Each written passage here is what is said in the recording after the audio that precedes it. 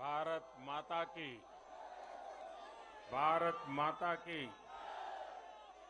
भारत माता की।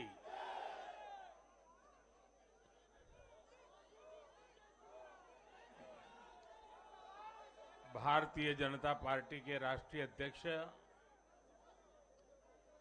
श्रीमान जेपी नड्डा जी, हमारे वरिष्ठ साथी श्री राजनाथ जी, श्री अमित भाई,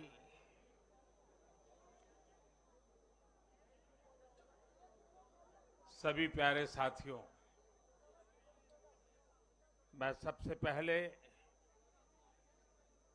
जनता जनार्दन के सामने नतमस्तक हूं।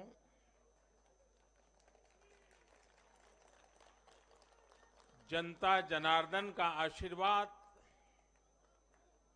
अभिभूत करने वाला है।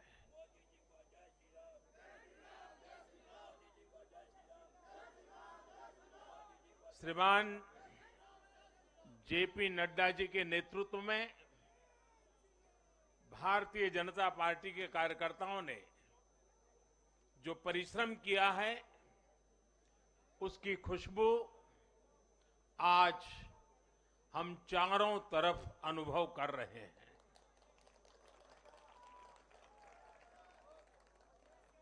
जहां भारतीय जनता पार्टी प्रत्यक्ष नहीं जीती, वहां भाजपा का वोट शेयर भाजपा के प्रति स्नेह का साक्षी है। मैं गुजरात और हिमाचल और दिल्ली और जनता का बहुत विनम्र भाव से आभार व्यक्त करता हूं। भाजपा के प्रति ये स्नेह देश के अलग अलग राज्यों के उपचुनाव में भी दिख रहा है। यूपी के रामपुर में भाजपा को जीत हासिल हुई है।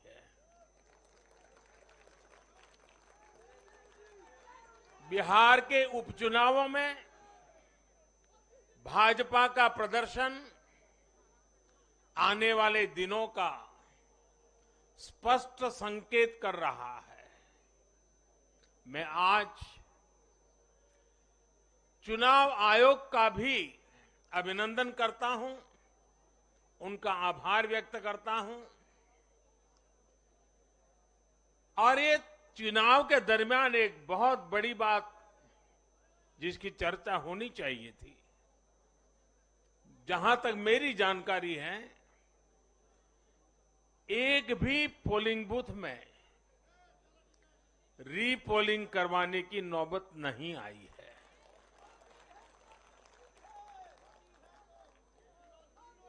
मतलब कि सुख और शांतिपूर्ण रूप से लोकतंत्र की भावनाओं को पूरी तरह लेटर एंड स्पिरिट में स्वीकार करते हुए मतदाताओं ने लोकतंत्र के उस उत्सव को बहुत बड़ी ताकत दी है। और इसके लिए भी चुनाव आयोग अभिनंदन का अधिकारी है। इस चुनाव में हिस्सा लेने वाले हर राजनीतिक कार्यकर्ता को, हर दल को भी मैं साधुवाद देता हूं। साथियों, आज मैं हिमाचल के हर मतदाता का भी बहुत बहुत आभारी हूं। जैसे अभी नड्डा जी बता रहे थे, हिमाचल के चुनाव में 1% से भी कम अंतर से ये हार जीत का फैसला हुआ है। 1% से भी कम। इतना कम अंतर से हिमाचल में कभी नतीजे नहीं आए हैं। हिमाचल में हर 5 वर्ष में सरकारें बदली हैं, लेकिन हर में जब बदलाव हुआ है, कभी 5%, कभी 6%, कभी 7%। जीतने वाले और हार वाले के बीच में अंतर रहा है। इस बार 1% से भी कम। इसका मतलब है कि जनता ने भी भारतीय जनता पार्टी को विजय बनाने के लिए भरसक प्रयास किया है। मैं हिमाचल की जनता को आश्वस्त करता हूं कि भाजपा भले ही 1% से पीछे रह गई, लेकिन विकास के लिए हमारी प्रतिबद्धता 100% रहेगी।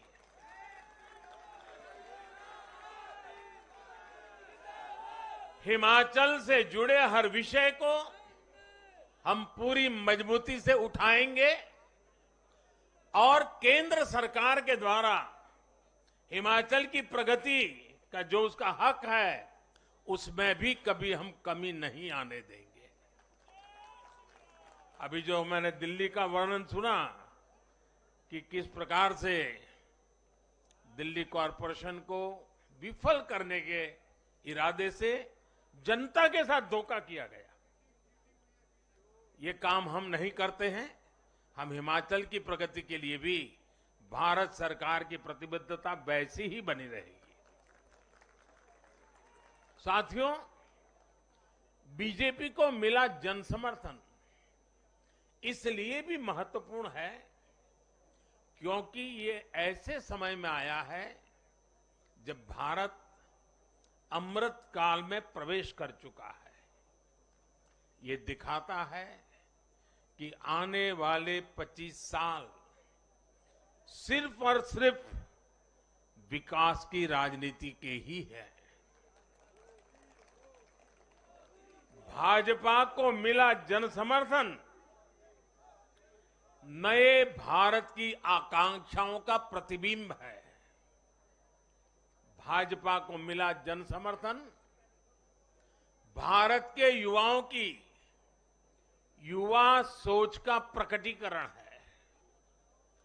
भाजपा को मिला जन समर्थन गरीब, दलित, वंचित, पिछड़े, शोषित, आदिवासियों के सशक्तिकरण के लिए है। लोगों ने भाजपा को वोट दिया क्योंकि भाजपा का हर सुविधा को प्रत्येक गरीब, मध्यम वर्गीय परिवार तक जल्द से जल्द पहुंचाना चाहती है।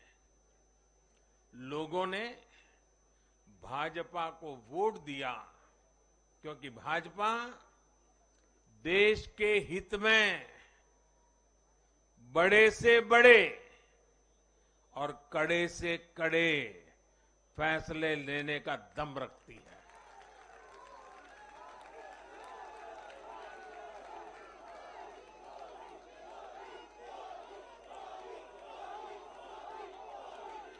भाजपा का बढ़ता जन समर्थन ये दिखाता है कि परिवारवाद और भ्रष्टाचार के खिलाफ जन आक्रोश लगातार बढ़ रहा है। और मैं इस बात को स्वस्थ लोकतंत्र के लिए एक शुभ संकेत के रूप में देखता हूं। और साथियों, इस बार वाकई गुजरात ने तो कमाल ही कर दिया है।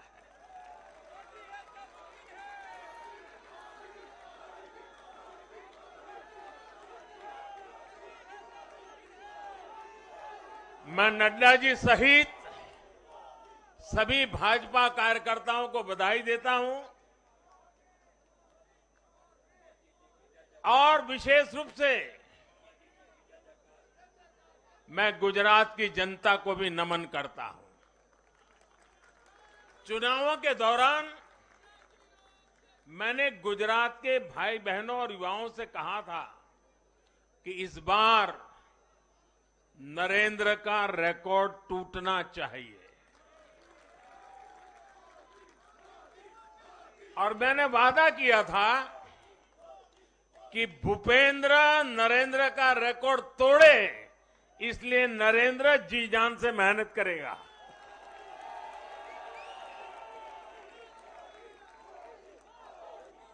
और गुजरात की जनता ने तो रिकॉर्ड तोड़ने में भी रिकॉर्ड कर दिया। उसने गुजरात की स्थापना से लेकर के अब तक सारे रिकॉर्ड तोड़ दिए।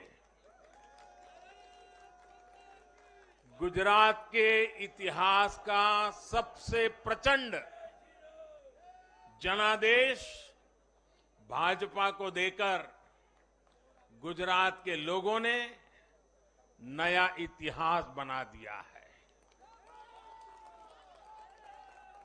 2.5 दशक से निरंतर सरकार में रहने के बावजूद इस प्रकार का प्यार अभूतपूर्व है, अद्भुत है। लोगों ने जाति, वर्ग, समुदाय और हर तरह के विभाजन से ऊपर उठकर भाजपा को वोट दिया है। भारतीय जनता पार्टी गुजरात के हर घर का हिस्सा है, गुजरात के हर परिवार का हिस्सा है। साथियों, इस चुनाव में गुजरात में 1 करोड़ से भी ज्यादा ऐसे वोटर्स थे जिन्होंने मतदान किया, लेकिन ये वो मतदाता थे जिन्होंने कभी भी कांग्रेस के कुशासन को, उसकी बुराइयों को देखा नहीं था।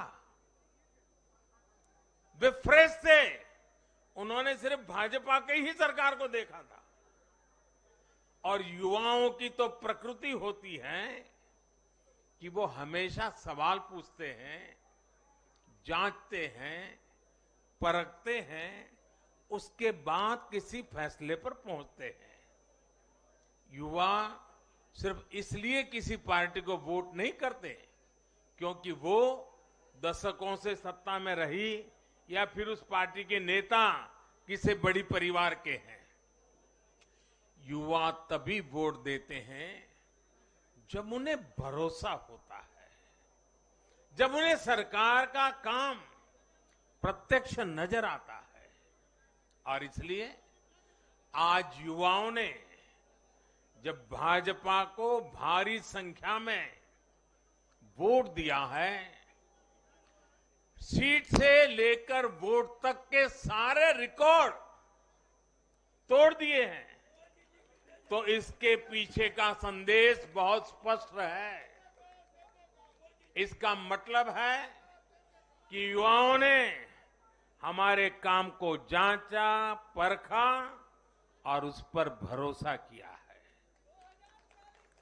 इसका मतलब ये है कि युवा भाजपा की विकास वाली राजनीति चाहते हैं। इसका मतलब है कि युवा ना तो जातिवाद के बहकावे में आते हैं, न परिवारवाद के। युवाओं का दिल सिर्फ विजन और विकास से जीत सकते हैं, और भाजपा में विजन भी है और विकास के प्रति प्रतिबद्धता भी है। साथियों, आज एक और बात याद करने वाली है। जब महामारी के घोर संकट के बीच बिहार में चुनाव हुए थे, तो जनता ने भाजपा को भरपूर आशीर्वाद दिया। जब महामारी के संकट से बाहर निकलते हुए असम, यूपी, उत्तराखंड, गोवा, मणिपुर एक के बाद एक चुनावों में जनता ने भारतीय जनता पार्टी को ही चुना। और आज जब भारत विकसित भारत के लक्ष्य की प्राप्ति के लिए आगे बढ़ रहा है, तो भी देश की जनता का भरोसा सिर्फ और सिर्फ भाजपा पर है।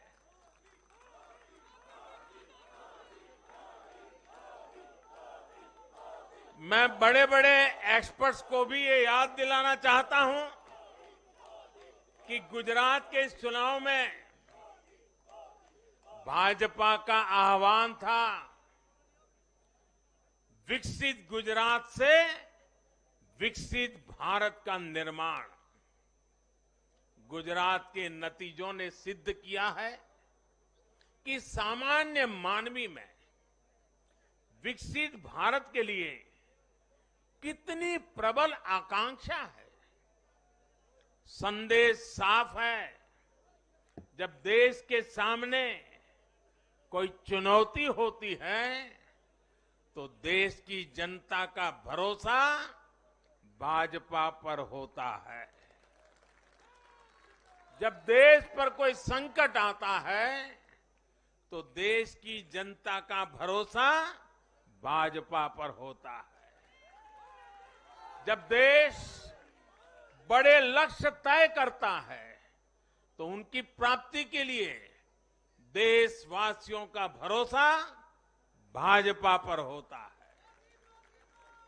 जब देश की आकांक्षाएं चरम पर होती हैं तो भी उनकी पूर्ति के लिए देश की जनता का भरोसा भाजपा पर ही होता है।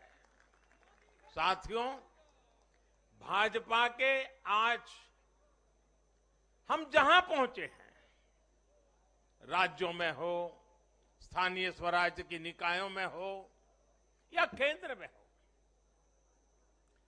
ये ऐसे ही नहीं पहुंचे हैं। 5 पीढ़ियां जनसंघ के जमाने से तपस्या करते हुए परिवार के परिवारों खपते रहे, तब जाकर के ये दल बना है, तब जाकर के हम यहां पहुंचे हैं।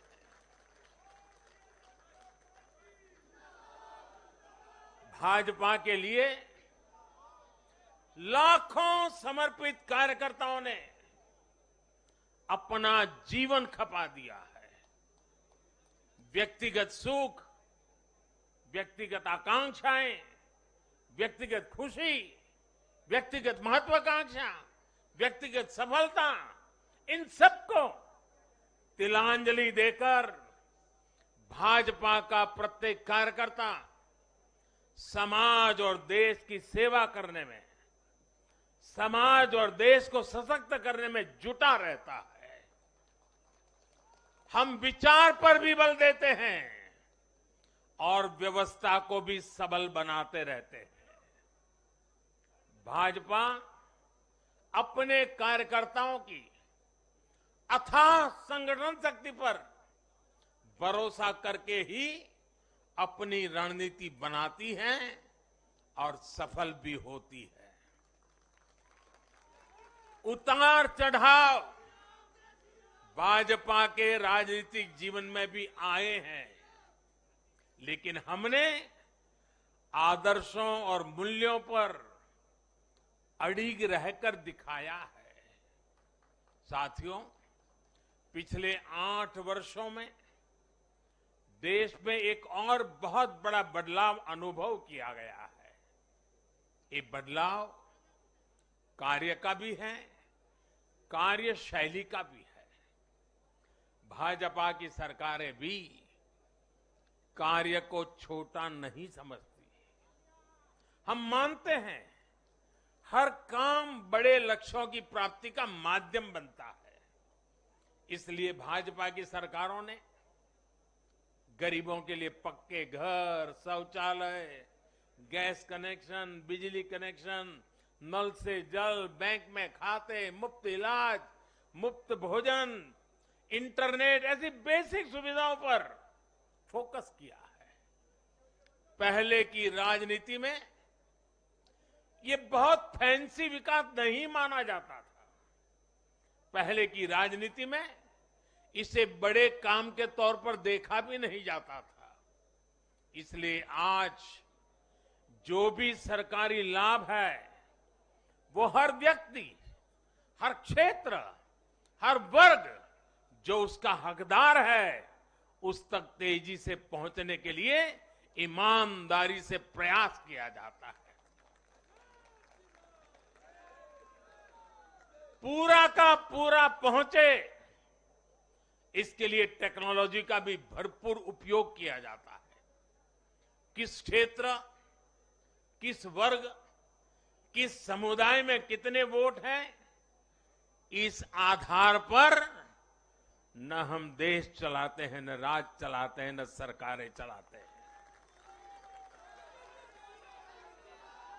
और हमें आज इस बदली हुई राजनीति के सकारात्मक नतीजे भी देखने को मिल रहे हैं। आज बड़े बड़े एक्सपर्ट भी ये कह रहे हैं कि भारत में गरीबी कम हो रही है।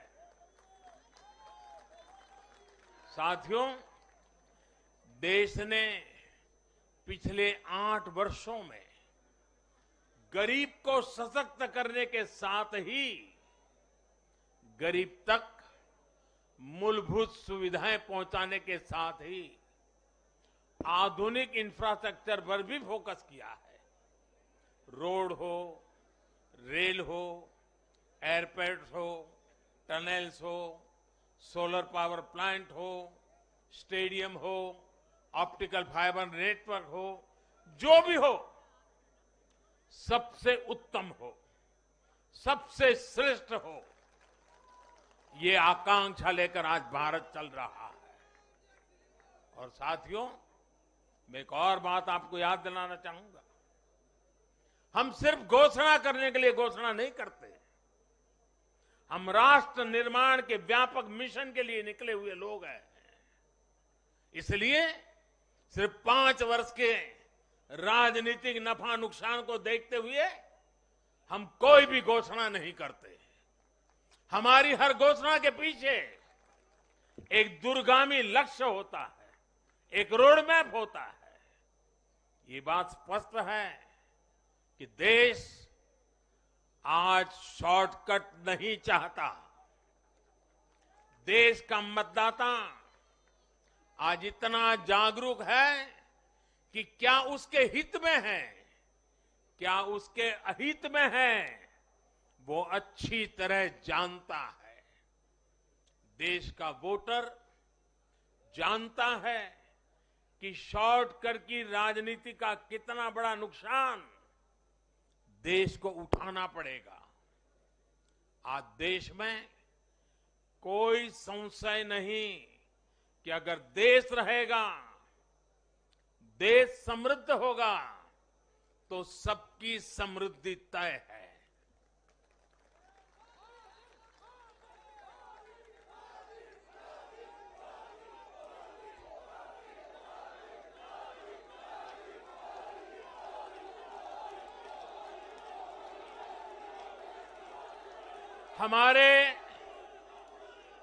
हमारे पूर्वजों के पास अनुभव का अगाध ज्ञान था और अनुभव के निचोड़ से कहावतें बनती थी।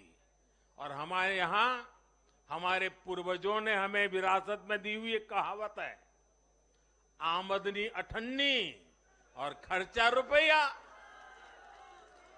अगर ये वाला हिसाब रहेगा तो क्या स्थिति होगी, ये हम दुनिया में हमारे अड़ोस पड़ोस में आज भली भांति देख रहे हैं।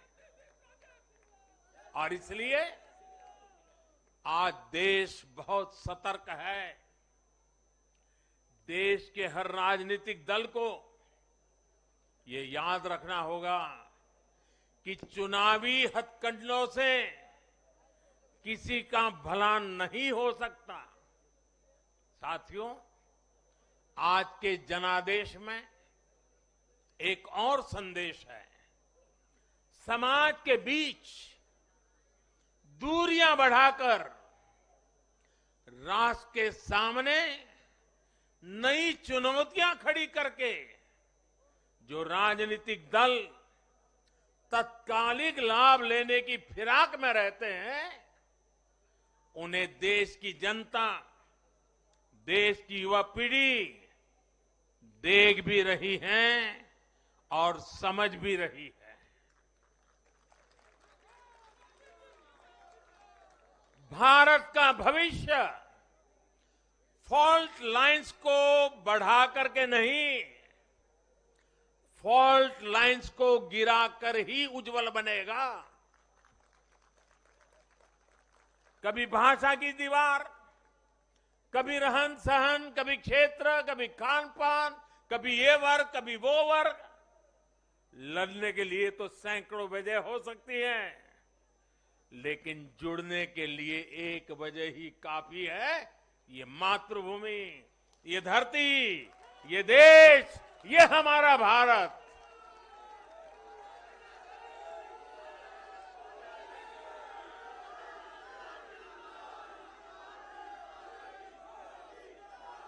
जीने के लिए और मरने के लिए इससे बड़ी वजह कोई और नहीं हो सकती।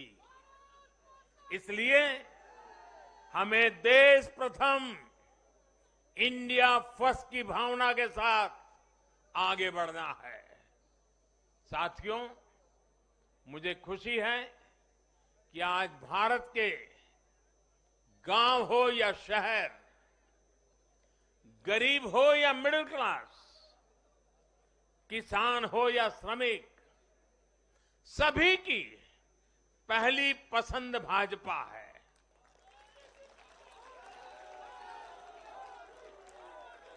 भाजपा को गुजरात के आदिवासी क्षेत्रों का भी अभूतपूर्व आशीर्वाद मिला है। और मुझे अभी जो जानकारी बताई गई, एससी एसटी की गुजरात में करीब 40 सीटें आरक्षित है। 40 में से 34 सीटें थंबिंग मेजोरिटी से भारतीय जनता पार्टी जीती है।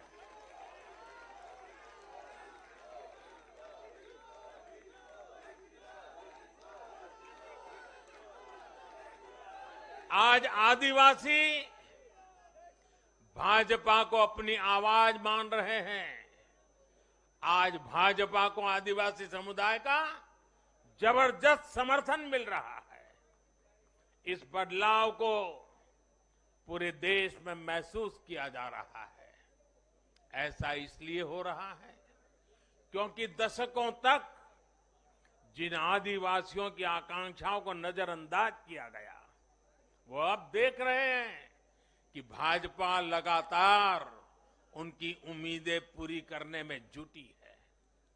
ये भाजपा ही है जिसके प्रयासों से देश को पहली आदिवासी राष्ट्रपति मिली है। ये भाजपा ही है जिसने आदिवासी कल्याण के लिए बजट बढ़ाया और आदिवासी क्षेत्रों में विकास को रफ्तार दी। भाजपा सरकार ने ऐसे अनेक कदम उठाए हैं जिससे आदिवासी समुदाय के लोगों को आर्थिक रूप से मजबूत बनाया जा रहा है। देश भर में आदिवासी स्वतंत्रता सेनानियों के म्यूजियम बनाकर भाजपा आजादी के उन वीर योद्धाओं को सम्मान दे रही है। भगवान बिरसा मुंडा के जन्मदिन को भाजपा सरकार में ही जनजातीय गौरव दिवस घोषित किया गया है। हमारे इन प्रयासों ने आदिवासी युवाओं को उनके स्वाभिमान को ऊंचा किया है। आज भाजपा आदिवासियों को सशक्त करने के लिए हर संभव प्रयास कर रही है। साथियों, आजकल हर चुनाव नतीजों के बाद ये चर्चा भी बहुत होती है कि देश की माताएं, बहनें, बेटियां भाजपा पर इतना आशीर्वाद क्यों बरसाती है।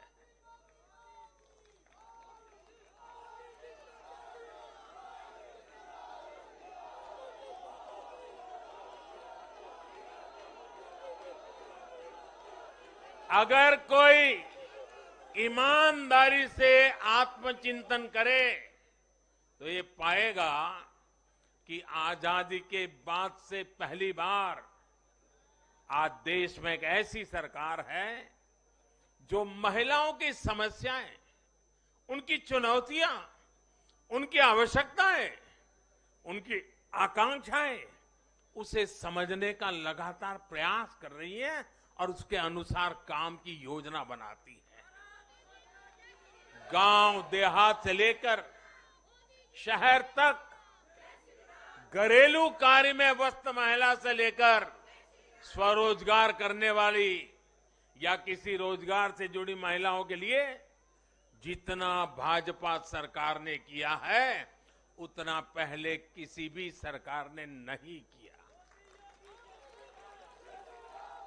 महिलाओं के लिए पहले की सरकारों के 70 साल के कार्यों की तुलना में भाजपा सरकार के 7-8 साल के कार्य कहीं ज्यादा है।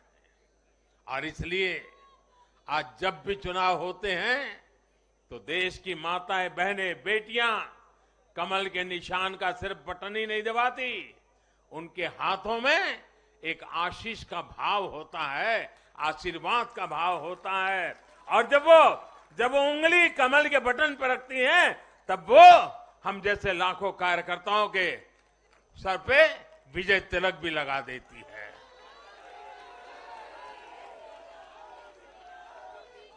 महिलाओं के मुद्दे भाजपा के लिए चुनावी मुद्दे नहीं है, बल्कि भाजपा की हर योजना का वो प्राण तत्व है।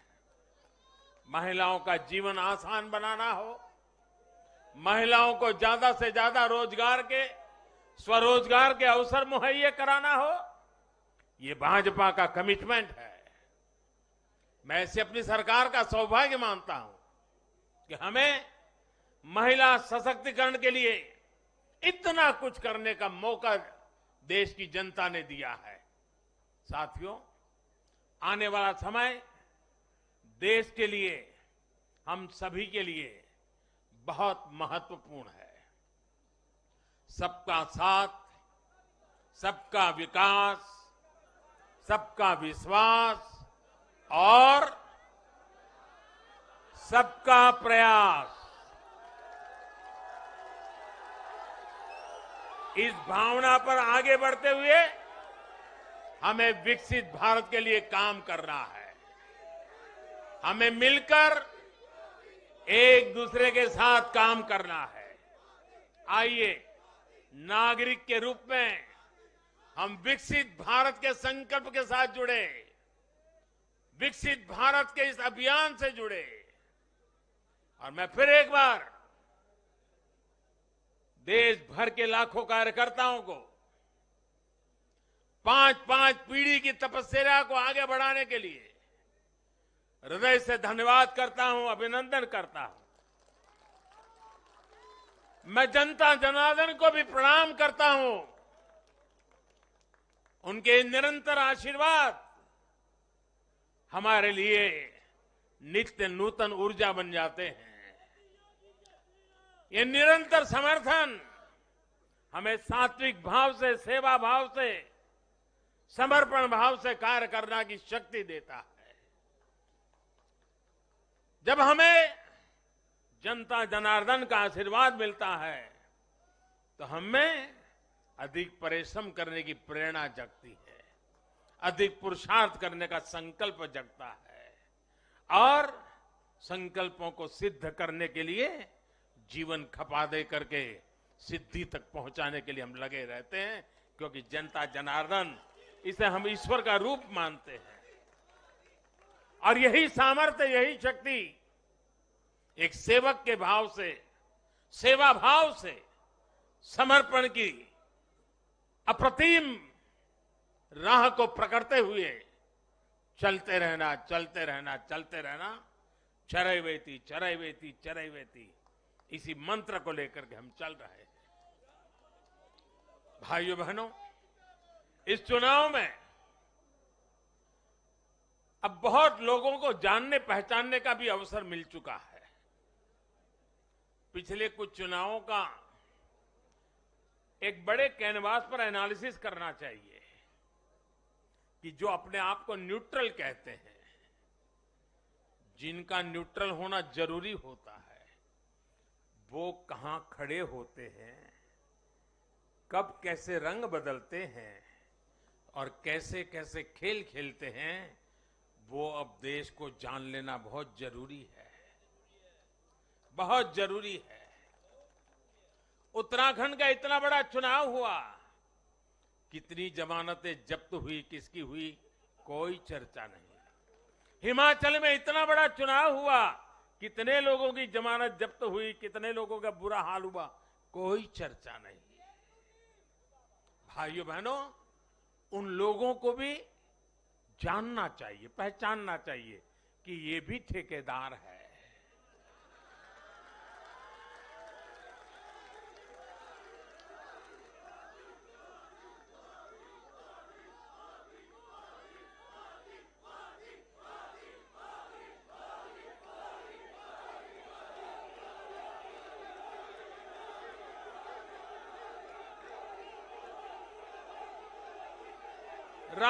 राजनीति में सेवा भाव से एक मूक सेवक की तरह काम करना, वो जैसे डिस्क्वालिफिकेशन माना जा रहा है। क्या नौबत आई है, ये कैसे नए मापदंड लगाए गए हैं। अब देखिए, मुझे खुशी हो रही है कि हमारे गुजरात के सीएम भूपेंद्र भाई पटेल करीब करीब 2 लाख वोटों से जीते हैं। असेंबली सीट पे, लोकसभा में भी कोई 2 लाख से जीते तो बहुत बड़ी बात मानी जाती है। असेंबली में करीब करीब 2 लाख वोट से जीतना, लेकिन ठेकेदारों का, उनका तराजू कुछ और है। और इसलिए भाइयों बहनों, हमें निरंतर विपरीत इन जुल्मों के बीच में आगे बढ़ना है। हमें अपनी सहन शक्ति को बढ़ाना है, हमें अपनी समझ शक्ति को बढ़ाना है, और हमें हमारे सेवा भाव का विस्तार भी करना है, हमारे सेवा भाव की गहराई भी बढ़ानी है, और सेवा भाव से ही जीतना है। क्योंकि जो जहां बैठा है वो बदलने वाला नहीं है, उसका इरादा नेक नहीं है जी। और इसलिए हमारी कसौटी है, हर पल हमारी कसौटी है। और मैं तो कभी कभी मानता हूं, और खास करके 2002 के बाद मैं विशेष रूप से मानता हूं, शायद मेरे जीवन का कोई पल ऐसा नहीं गया, कोई कदम ऐसा नहीं रहा जिसकी धज्जियां न उड़ा दी गई हो, जिसकी आलोचना नहीं, धज्जियां उड़ा देना, बाल नोच लेना। लेकिन इसका मुझे बहुत फायदा हुआ, क्योंकि मैं हमेशा सतर्क रहा। हर इस प्रकार की बुरी प्रवृत्ति से कुछ न कुछ सकारात्मक खोजता रहा, खुद में बदलाव लाता रहा, सीखता गया, बढ़ता गया। और जिन लोगों को चारों तरफ से उछालने वाले लोग रहते हैं, कंधे पर बिठा करके नाचने वाले लोग रहते, उनसे सुधरने की भी संभावना नहीं होती है। वो तो जो है वहां से भी बिगड़ेंगे। और इसलिए आलोचनाओं ने भी हमें बहुत सिखाया है। हर आलोचना में से हमारे काम की चीज हमें खोजते रहना है, हमें अपनी शक्ति को बढ़ाते रहना है, और कठोर से कठोर झूठे आरोपों को सहने का सामर्थ्य भी बढ़ाना होगा साथियों, क्योंकि अब जुल्म बढ़ने वाला है। अब मान के चलिए, मुझ पर भी बढ़ने वाला है, आप सब पर भी बढ़ने वाला है, क्योंकि ये सहन नहीं कर पाएंगे, ये पचा नहीं पाएंगे। और उसका जवाब यही है, हमें अपनी सहन शक्ति बढ़ाना है, हमें अपनी समझदारी का विस्तार करना है, हमें अधिक से अधिक लोगों को समावेश करने की दिशा में अपने हाथ चौड़ा करके लोगों को स्वीकारना है, स्वागत करना है। सकारात्मक रास्ता, सेवा भाव का रास्ता, समर्पण का रास्ता, यही मार्ग हमने चुना है, वही मार्ग हमको यहां पहुंचाया है। और आगे भी हमारे पुरुषार्थ से, परिश्रम से देश की आकांक्षाओं वाला ये देश भी बनेगा।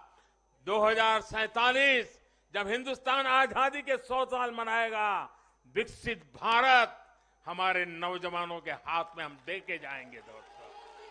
बोलिए भारत माता की, भारत माता की।